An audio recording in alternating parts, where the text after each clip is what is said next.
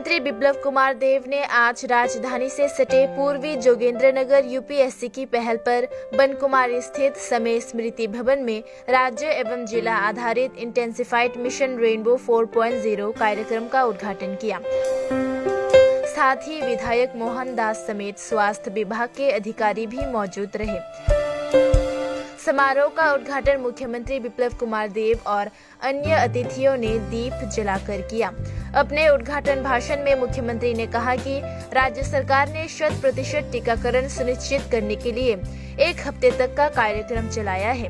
अब राज्य में open heart surgery, bypass surgery, neuro surgery चल रही है। वहीं अंतिम व्यक्ति तक सरकारी सेवाएं पहुंचाई जा रही है। इससे पहले आम उपभोक्ताओं को राशन की दुकानों में खराब किस्म का चावल दिया जाता था, अब ऐसा नहीं है।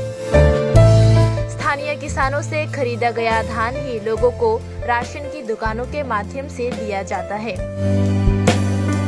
बाकी प्रधानमंत्री के नेतृत्व वाली केंद्र सरकार देती है। ये बदलाव वर्तमान सरकार ने दिखाया है। हर जगह 1 कार्ड 1 राशन प्रणाली शुरू की गई है।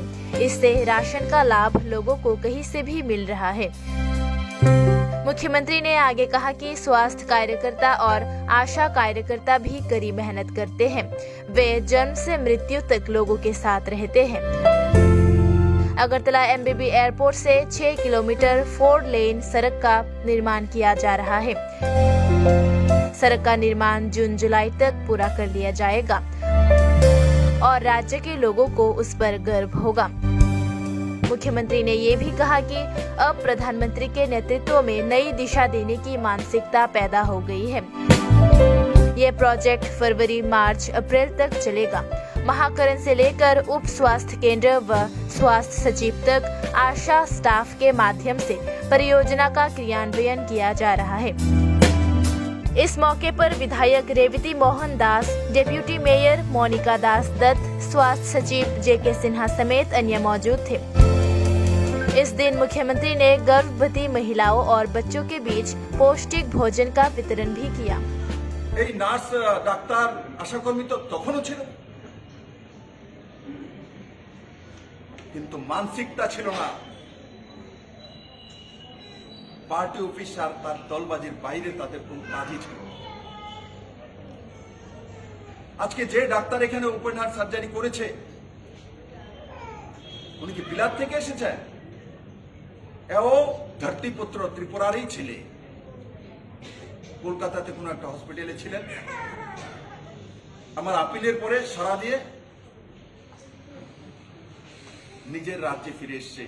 পয়সা কম পাবো কিন্তু ত্রিপুরার মানুষকে সেবা দেব, এই মানসিকতা তৈরি করতে হবে। আজকে ত্রিপুরাতে এই মানসিকতা তৈরি হচ্ছে। কোন এক ডাক্তার কোটি কোটি টাকা কলকাতা থেকে কামায়, সে ত্রিপুরাতে চলে এসছে কম টাকায় নিজের মাতৃভূমির মানুষের সেবা করার জন্য। এই মানসিকতা তৈরি হচ্ছে আজকে ডাক্তার।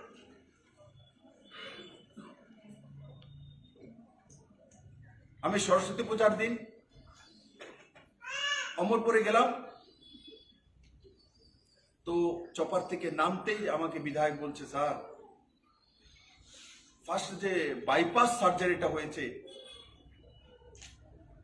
বিধান ভৌমিক, ও কাল থেকে আমাকে বারবার রাত্রে ফোন করছে আপনাকে একটা প্রণাম করার জন্য।